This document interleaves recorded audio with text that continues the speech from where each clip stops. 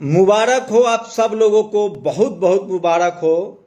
भारत सरकार ने बड़ा फैसला किया है। जी हाँ, जीएसटी पर बड़ा फैसला हुआ है। 18% पॉपकॉर्न पर जीएसटी लगेगा। जो आप पॉपकॉर्न खाते हैं उस पर 18% जीएसटी लगेगा। और अगर आप अपनी पुरानी कार बेच रहे हैं तो 18% जीएसटी लगेगा। आखिर 5 ट्रिलियन इकोनॉमी ऐसे ही थोड़े बनेगा। तो तैयार हो जाइए, ये भी खबर बताऊंगा कि राष्ट्र हित में मोदी सरकार ने, निर्मला सीतारमण जी ने बड़ा फैसला किया है और 18% जीएसटी लगेगा मकई के, जो मकई खाते हैं। कुछ दिन पहले मैं एक पोस्ट पढ़ रहा था कि सोचिए, किसान मांग रहे हैं कि हमको एमएसपी है, मिनिमम एक्सपोर्ट सपोर्ट प्राइस, वो बढ़ाया जाए। सरकार वो सुन नहीं रही है, लेकिन पॉपकॉर्न पर 18% जीएसटी लेगी। अगर आपने मेहनत की कमाई से कार खरीदा है, उसका ईएमआई चुकाया है, और अगर आप उसको दोबारा बेचना चाहते हैं तो उस पर भी 18% जीएसटी है। तो चलिए, आखिर मजबूत आपने शेर पाला है तो शेर का चारा भी तो ज्यादा देना पड़ेगा। तो ये सबसे बड़ी खबर है जो सोशल मीडिया पर आज वायरल है। मेरी कोशिश होती है कि वो तमाम खबरें जो सोशल मीडिया पर वायरल है वो आपको लेकर बताऊं। तो सोचिए, पॉपकॉर्न पर 18% की जीएसटी है और पुरानी गाड़ी बेचने पर 18% की जीएसटी है। ये सरकार का फैसला है। और आप सोचिए कि आप लोग बताइए, राय दीजिए कि ये ठीक है या गलत है। तो सरकार को जीएसटी चाहिए और सरकार को पैसा चाहिए, और इसलिए सबसे बड़ी खबर है आज की जो सोशल मीडिया पर वायरल है। 18% पॉपकॉर्न पर जीएसटी है, 18% जीएसटी जो है वो गाड़ी पर है। तो अगर मैं आपको दिखाऊं जीएसटी वाले गुड्स लिस्ट, किस किस पर कितना कितना परसेंट जीएसटी लगता है, तो मैं चाहता हूं कि देश को पता चलना चाहिए कि किस चीज पर कितना जीएसटी लगता है। तो ये बहुत जरूरी है। फिलहाल तो आज दो बड़े फैसले हुए हैं। निर्मला सीतारमण जी ने कहा है इस देश में 0% भी है, 5%, 12%, 18% और 28% तक जीएसटी है। तो मैं आपको वो लिस्ट दिखा दे रहा हूं कि किस तरह से सब पे कलम पर 12% जीएसटी है, और पहले था। अब इस पर 18% जीएसटी लगेगा। कलम जिससे लिखते हैं ना, तो लिखना महंगा होना चाहिए। Recorded media reproduction and print 18% GST, इस पर 18% जीएसटी लगेगा। पुरानी गाड़ी आप बेचेंगे तो 18% जीएसटी लगेगा। और railway goods parts under the chapter 18% GST लगेगा। तो ये तमाम लिस्ट जो है वो सोशल मीडिया पर वायरल है, और इसलिए मैं कहता हूं कि सोशल मीडिया ही सच्चा मीडिया है, सोशल मीडिया ही बहुजन मीडिया है। तो तमाम जीएसटी जो है आपको वो मैं बताना चाह रहा हूं। कैंसर ट्रीटमेंट पर पहले 12% जीएसटी लगता था, अब उसको 5% किया गया है। एक अच्छी खबर है जो आपके लिए बता रहा हूं। लेकिन पॉपकॉर्न पर 18%, अगर आप पुरानी कार बेचेंगे तो भी आपको 18% जीएसटी देना पड़ेगा। ये सबसे बड़ी खबर है जो सोशल मीडिया पर आज वायरल है। और इसी बीच दूसरी बड़ी खबर है कि सोचिए इस तरह से, तो जीएसटी को लेकर ये बड़ी खबर थी जो मैं आपको बताना चाह रहा था कि आपको, अगर आप पुरानी कार के मालिक हैं और उसको भी बेचना चाहते हैं तो आपको कितना देना पड़ेगा जीएसटी, ये बड़ी खबर थी। और सोचिए, तो इस देश में ताजी सब्जियां, फल, अनाज, दाल, दूध, अंडे, सब पर, सरसों तेल, सोयाबीन तेल, इन तमाम पर जीएसटी व्यवस्था में कुछ वस्तुओं और सेवाओं को कर से पूर्णतः मुक्त रखा गया। इसका अर्थ है कि इन वस्तुओं सेवाओं को आपूर्ति पर कोई जीएसटी नहीं देना होता है। यह छूट सबसे ज्यादा, सबसे उचित स्लैब है। तो कुछ चीजों पर अब रखा गया है, और लेकिन अब पॉपकॉर्न जो है, जो खाने पीने की चीजें हैं, उस पर 18% जीएसटी है। आप अगर पुरानी कार बेचेंगे तो ज्यादा 18% जीएसटी देना पड़ेगा। पॉपकॉर्न खाएंगे तो 18%। तो बाकी आप लोग जिस व्यवसाय में हैं, अपने अपने व्यवसाय के हिसाब से जीएसटी कितना लगता है उस पर आप देख लीजिए। और कलम पर भी 18% जीएसटी है। तो ये सबसे बड़ी खबर है जो सोशल मीडिया पर वायरल है। अब बात मनुस्मृति की। सोचिए, बाबा साहब अम्बेडकर के संसद में अमित शाह के बयान के बाद जो विवाद शुरू हुआ है वो अब मनुस्मृति और मनुविधान तक पहुंच गया है।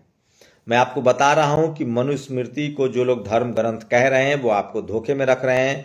मनुस्मृति एक जाति विशेष के लोगों को सर्वश्रेष्ठ कहने का मात्र किताब है, और इसीलिए बाबा साहेब ने 25 दिसंबर को इसलिए मनुस्मृति दिवस मनाया जाता है, मनुस्मृति दहन दिवस, क्योंकि 25 दिसंबर 1927 को बाबा साहेब ने मनुस्मृति जलाया था।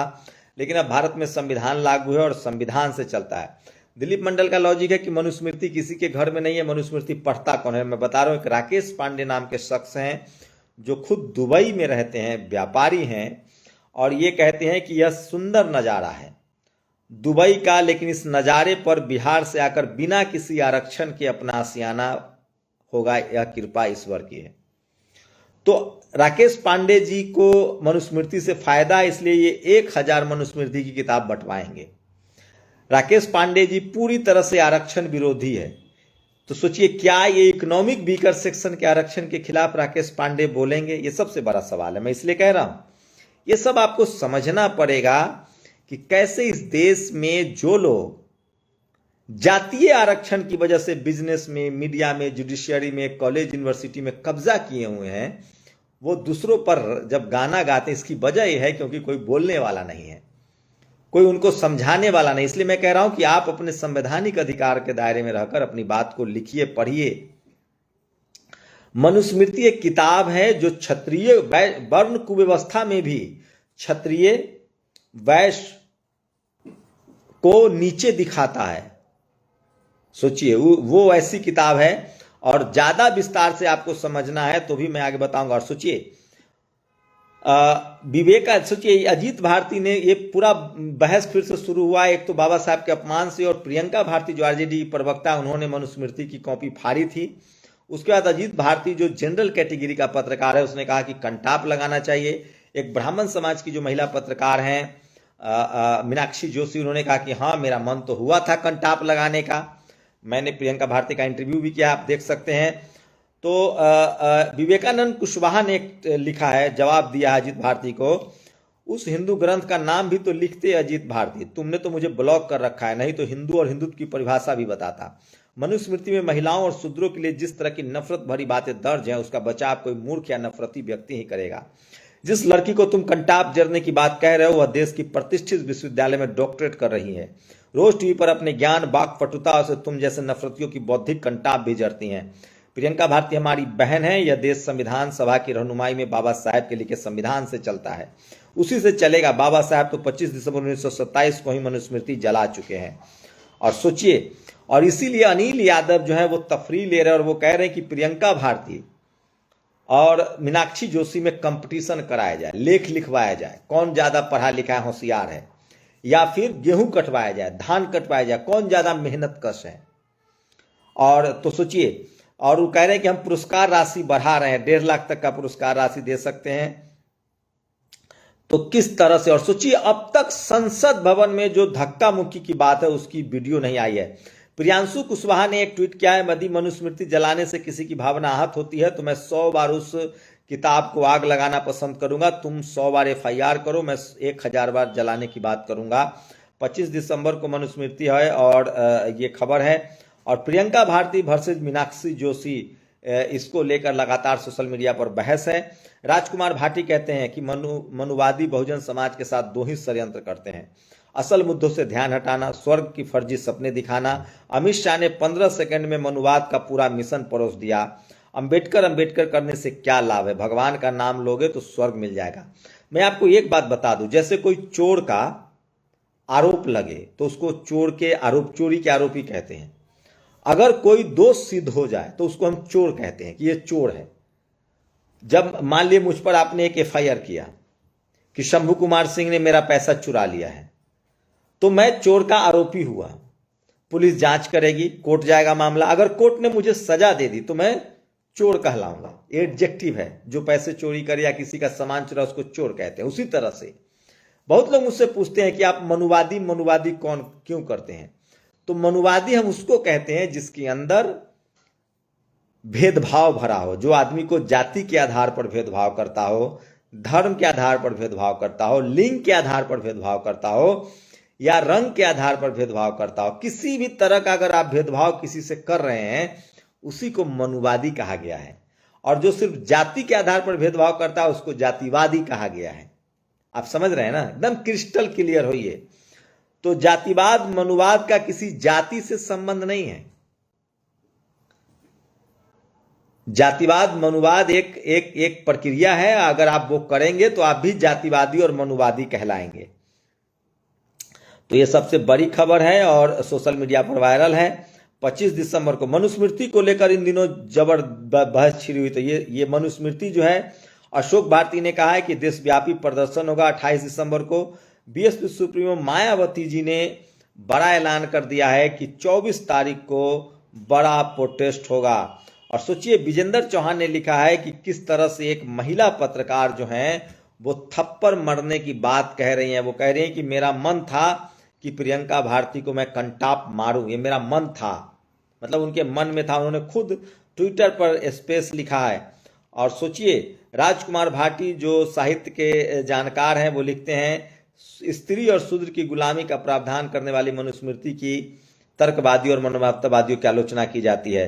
54वें श्लोक में कहा गया कि धन के बदले विवाह करना कन्या का विक्रय करने जैसा है और बिना लेन देन का विवाह कन्या का पूजन है।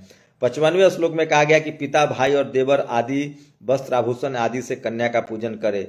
इसके 56वें श्लोक में जिसमें कहा गया है कि जहां स्त्रियों की पूजा की जाती है वहां देवता रमन करते हैं, अतः इस भ्रम को निकाल दीजिए कि मनुस्मृति स्त्रियों के सम्मान अथवा बराबरी की बात करती है। तो बड़ा उन्होंने लाइन लिखा है कि स्त्री और गुलामी प्रथा को लेकर आलोचना की जाती है। तो ये श्लोक का अर्थ बिल्कुल भी नहीं आमतौर पर बताया जाता है। इसके असली अर्थ को ठीक से समझने के लिए इसका संदर्भ और प्रसंग समझिए। यह मनुस्मृति 3 अध्याय के 56वां श्लोक है। 3 अध्याय में विवाह तथा श्राद्ध विधान संबंधी नियम बताया गया था। स्पष्ट है कि श्लोक का संबंध विवाह से, स्त्री को पढ़ाने, लिखाने, सशक्त करने अथवा उसका सम्मान करने से बिल्कुल भी नहीं है। इसके अर्थ को ठीक से समझने के लिए उसके 2 श्लोक को ठीक से पढ़ा जाना चाहिए। 54वें श्लोक में कहा गया कि धन के बदले विवाह करना करने। तो सोचिए, जो लोग कह रहे हैं वो मिसकंडक्ट कर रहे हैं। दरअसल उसमें सिर्फ महिलाओं के सशक्तिकरण की बात नहीं है, उनको खरीद बिक्री करने की बात कही जा रही है। जन्म से ही ब्राह्मण देवताओं के देवता, ये भी लिखा हुआ है मनुस्मृति में, जन्म से ही ब्राह्मण देवताओं का देवता होता है और लोक में उसका प्रमाण माना जाता है। इसका कारण वेद है। मनुस्मृति के 11/84 अध्याय में है। धर्म का मूल ब्राह्मण है, मनुस्मृति 11:83 में है। ब्राह्मणों की वाणी पवित्र होती है, वो जो उपाय बताए उसी से पापियों की शुद्धि होगी। मनुस्मृति 85 श्लोक है, रेफरेंस लिखा हुआ है। तो ये तमाम जो है सोशल मीडिया पर लोग लिख रहे हैं, पढ़ रहे हैं। और सुजाता लिखती हैं, मनुस्मृति एक ब्राह्मण ग्रंथ है जो बताता है कि शूद्र का स्थान समाज में सबसे नीचे है और ब्राह्मण का सबसे ऊपर। सोचिए, मनुस्मृति में क्षत्रिय भी नीचे हैं, वैश्य भी नीचे हैं और शूद्र और अतिशूद्र भी नीचे हैं, महिलाएं भी नीचे हैं। ऐसे ग्रंथ के सिर्फ पढ़ने नहीं फाने चाहिए, इसको जला देना चाहिए जैसे बाबा साहब ने किया था। तो काफ़ी लोग डिफेंड कर रहे हैं। और इसी बीच एक और खबर है कि एक मंदिर में, तमिलनाडु के एक मंदिर में मोबाइल गिर गया, आईफोन दान पेटी में। तो कहा गया कि भैया ये मोबाइल अब भगवान का हो गया, रख दीजिए। वैसे वो जो जिसका गिरा था फ़ोन वो लेना चाहता था। और आईसीयू में 10-10 कैमरे लेकर घुसने वाले अभी तक धक्का देने का एक वीडियो नहीं दिखा पाए। संघियों डरो मत, सीसीटीवी रिलीज करो। तो ये तमाम बड़ी खबरें हैं जो सोशल मीडिया पर वायरल है। और सोचिए, अयोध्या में गोसाईगंज विधानसभा सीट से विधायक हैं अभय सिंह। अभय सिंह पर 2010 में हत्या की कोशिश का आरोप लगा था। इसका फैसला आया, जस्टिस अभय श्रीवास्तव ने इनको क्लीन चिट दे दिया, बरी कर दिया। लेकिन दूसरे जस्टिस मसूदी ने 3 साल की सजा सुना दी। इसलिए स्टालिन कहते हैं कि अगर इस देश में हर समाज के जज होंगे तो सबको जल्दी न्याय मिलेगा। आप सहमत हैं? सहमत अपनी प्रतिक्रिया जरूर दीजिए। शुक्रिया। नेशनल दस्तक की आपसे गुजारिश है कि अगर इसको बचाना चाहते हैं तो नेशनल दस्तक को सब्सक्राइब करने के लिए रेड कलर के सब्सक्राइब बटन को दबाएं, फिर बेल आइकन की घंटी दबाएं। नेशनल दस्तक को बचाने के लिए बहुत जरूरी है कि हर खबर को शेयर करें, लाइक करें, कमेंट जरूर करें।